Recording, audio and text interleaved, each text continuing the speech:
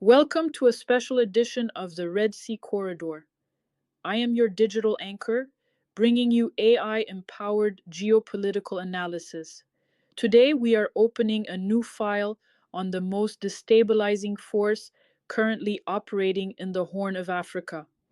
For decades, the geopolitical narrative here has been shaped by outside actors projecting power into a region they view merely as a strategic choke point.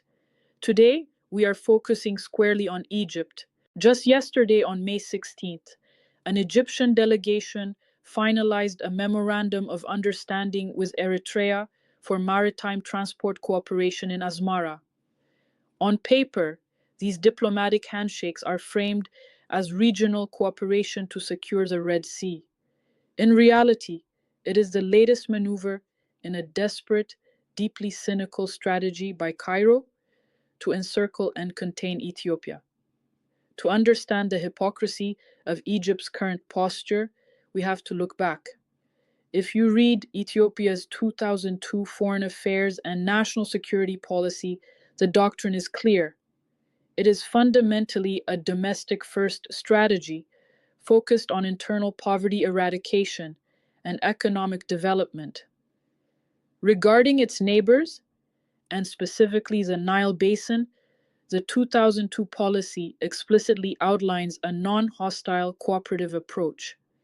Yet, for decades, Egypt has responded not with diplomacy, but with a relentless, toxic international PR campaign.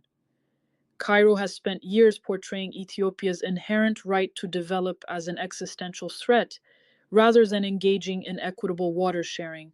If you want to understand the true nature of Cairo's strategy, you only have to look at June 2013. During the presidency of Mohamed Morsi, Egypt's political elite gathered for what they thought was a secret strategy session about the Grand Ethiopian Renaissance Dam. They were entirely unaware that the meeting was being broadcast live on state television. With the cameras rolling, the world watched as Egyptian politicians openly brainstormed how to destabilize Ethiopia. They suggested arming Ethiopian rebel groups, spreading false rumors of imminent airstrikes to cause panic, and deploying intelligence agents to physically destroy the dam. It was a spectacular mask-off moment that revealed Cairo's default setting: sabotage over solidarity. That toxic PR campaign didn't stop there. Fast forward to the Trump administration's attempt to mediate the Grand Ethiopian Renaissance Dam dispute. Cairo fed the White House a steady diet of exaggerated apocalyptic scenarios, effectively lying about the dam's impact to secure American leverage. They manipulated the situation so thoroughly that they managed to get Donald Trump to openly suggest on camera that Egypt would end up blowing up the dam. It was diplomacy by deceit, designed to bully Ethiopia into submission. Now, let's talk about the Gulf for a moment. Much has been made of the United Arab Emirates and its transactional, often chaotic, port diplomacy across the Horn. The UAE's actions are undoubtedly disruptive, but Egypt's role is far more insidious and frankly worse. While the UAE is playing monopoly with Red Sea ports, Egypt is playing a dangerous game of proxy warfare, trying to pit neighbors against each other to maintain a colonial-era status quo.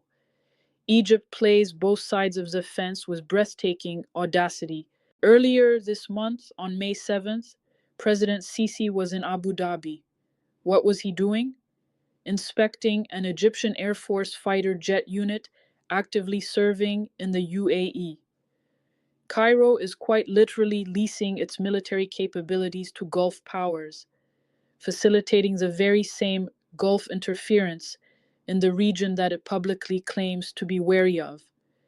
Egypt is acting as a geopolitical mercenary in the Gulf, while simultaneously trying to act as the supreme hegemon in the Horn of Africa. And what is the ultimate goal of this latest Egypt-Eritrea Maritime MOU? It is a direct response to Ethiopia's entirely legitimate, demographically undeniable pursuit of access to the sea. Let's look at the facts. Ethiopia has a population of over 120 million people. It is the largest population mass, sitting mere kilometers from the Red Sea. The current landlocked status of Ethiopia is not some ancient immutable law of geography. It is a historical anomaly that only came to be in the early 1990s. The idea that a nation of this size, with its economic trajectory, can be permanently boxed out of the Red Sea by a coalition of smaller coastal states backed by Cairo is an illusion. Ethiopia has every right under international norms to discuss, negotiate, and secure reliable sovereign access to the sea. But here is the critical point that Cairo refuses to acknowledge. Eritrea and Ethiopia do not need Egypt to mediate, let alone complicate their relationship.